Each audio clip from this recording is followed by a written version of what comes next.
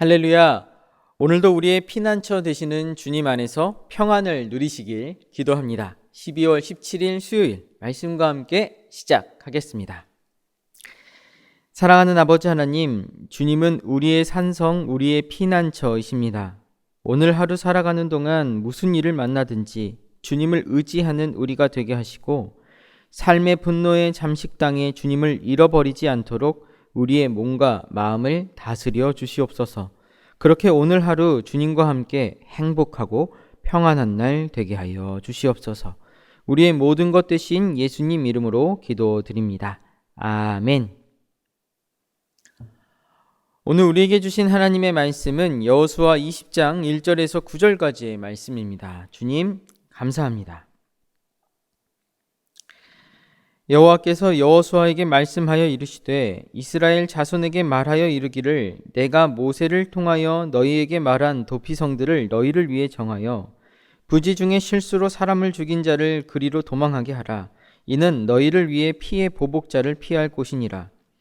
이 성읍들 중에 하나에 도피하는 자는 그 성읍에 들어가는 문 어귀에 서서 그 성읍의 장로들의 귀에 자기의 사건을 말할 것이요 그들은 그를 성읍에 받아들여 한 곳을 주어 자기들 중에 거주하게 하고 피의 보복자가 그의 뒤를 따라온다 할지라도 그들은 그 살인자를 그의 손에 내주지 말지니 이는 본래 미워함이 없이 부지 중에 그의 이웃을 죽였습니다. 그 살인자는 회중 앞에 서서 재판을 받기까지 또는 그 당시 대제사장이 죽기까지 그 성읍에 거주하다가 그 후에 그 살인자는 그 성읍 곧 자기가 도망하여 나온 자기 성읍 자기 집으로 돌아갈지니라 하라 하시니라. 이에 그들이 납달리의 산지 갈릴리 게데스와 에브라임 산지의 세겜과 유다 산지의 기럇 아르바 곧 헤브론과 여리고 동쪽 요단 저쪽 르우벤 지파 중에서 평지 광야의 베셀과 갓 지파 중에서 길르앗 라못과 므낫세 지파 중에서 바산 골란을 구별하였으니 이는 곧 이스라엘 모든 자손과 그들 중에 거류하는 거류민을 위하여 선정된 성읍들로서 누구든지 부지 중에 살인한 자가 그리로 도망하여 그가 회중 앞에 설 때까지 피의 보복자의 손에 죽지 아니하게 하기 위함이라. 아멘.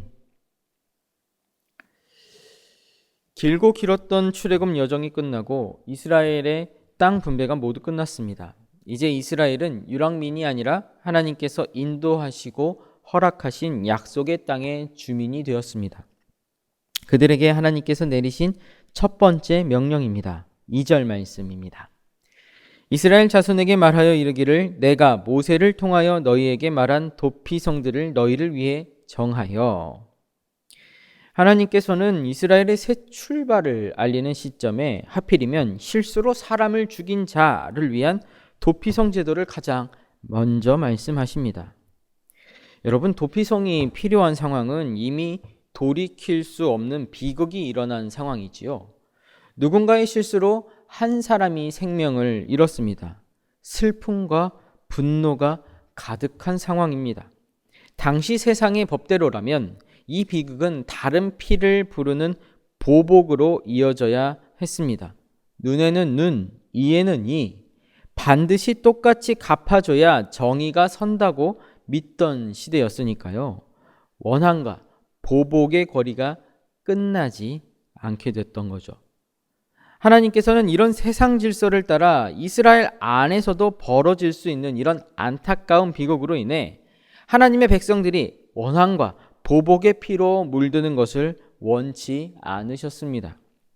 비극이 또 다른 비극을 낳지 않도록 죽음의 사슬을 끊고 생명을 보존하는 법을 나라의 첫 번째 기틀을 도피성으로 삼으신 것입니다. 세상은 내가 죽였으니 너도 죽어야 한다. 내가 너를 심판하리라 하며 정죄하며 칼을 가는데 하나님은 아니다. 멈춰라. 이 원한과 죄의 고리를 끊어내라.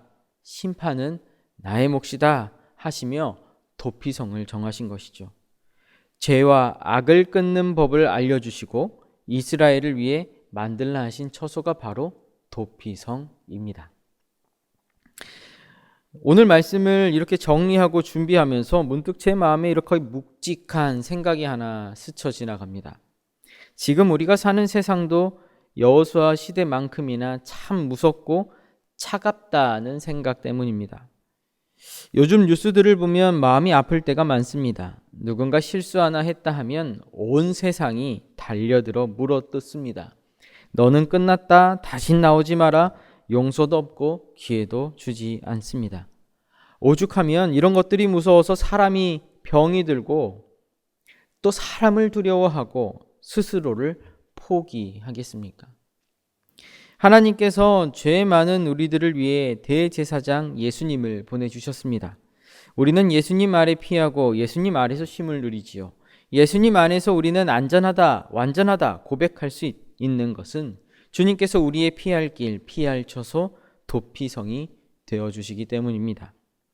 주님의 이름으로 나가는 우리는 이 시대의 또 작은 도피성이지요.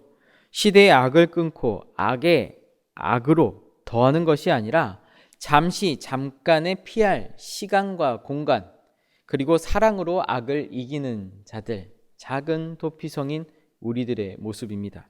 그것이 우리의 사명이지 않을까요? 본문 6절 말씀을 보겠습니다. 그 살인자는 회중 앞에 서서 재판을 받기까지 또는 그 당시 대제사장이 죽기까지 그 성읍에 거주하다가 그 후에 그 살인자는 그 성읍 곧 자기가 도망하여 나온 자기 성읍 자기 집으로 돌아갈지니라 하라 하시니라. 도피성에 들어온 사람은 회중 앞에 서서 재판을 받기까지 또는 대제사장이 죽고 나서야 도피성에서 나올 수가 있다 합니다. 회중 앞에 서서 재판을 받기까지는 이해가 어느 정도 쉽게 되지만 대제사장의 죽음은 쉽게 이해가 되지 않습니다. 혹시 그 정도로 시간이 지나면 상호 간에 원한이 잊혀지기 때문일까? 하지만 여러분, 실수를 할지라도 생명을 앗아간 죄값은 반드시 생명으로만 갚을 수 있습니다. 문제는 그 죄값을 누가 치르느냐입니다. 하나님은 당시 가장 거룩한 중보자 대제사장의 죽음으로 그 죄값을 대신 치르시겠다 하시는 것이죠. 대제사장의 죽음은 가해자에게는 속죄가 됩니다. 그리고 피해자 가족에게는 모든 억울함이 씻겨지는 진정한 위로가 됩니다. 그래서 대제사장이 죽는 날 비로소 모든 죽음과 원한의 고리는 끊어지고 이 죄인은 완전한 자유인으로 가족들은 완전한 평안을 얻게 되는 것이죠. 이처럼 우리의 대제사장이신 예수님은 십자가에 우리의 모든 죄악을 대속하셨습니다. 그리고 주님의 부활하심으로 우리는 죄로부터 완전한 자유를 누리고 영원한 생명을 누리게 되었습니다. 그렇게 우리는 구원받았습니다. 사랑하는 여러분, 하나님께서 우리를 세상의 작은 도피처로 세우셨습니다. 예수 그리스도 안에 피하고 영원한 생명과 자유를 얻은 우리들을 통해 세상 속 많은 사람들의 피난처, 도피성이 되라 하십니다. 세상 사람들이 우리 곁에서 쉼을 얻고 힘을 얻고 위로함을 얻고 자유함을 얻을 때 그들의 삶의 자리 가운데 대제사장이신 예수님께서 역사하십니다. 진정한 회복과 자유가 우리를 통해 이 땅에서 상처 입고 아파하는 모든 영혼에게로 흘러가게 될 줄 믿습니다. 그렇게 오늘 우리가 머무는 모든 자리가 차가운 정죄의 자리, 심판의 자리가 아니라 생명을 살리는 따뜻한 도피성이 되길, 우리의 대제사장 되시고 우리의 피난처 되시는 예수님 이름으로 축복합니다. 복을 빕니다. 이제는 우리 주 예수 그리스도의 크신 은혜와 아버지 하나님의 다함없는 사랑하심과 성령님의 위로하시고 교통하심이 세상의 차가운 정죄 앞에서도 두려워하지 않고 피할 길 되시는 주님 품에 안기기를 소망하며 또 나아가 이웃에게 따뜻한 도피성이 되어주기로 결단하는 사랑하는 과천교회 모든 성도들의 심령과 가정과 일터 위에 이제로부터 영원토록 함께 하옵시길 간절히 축원하옵나이다. 아멘.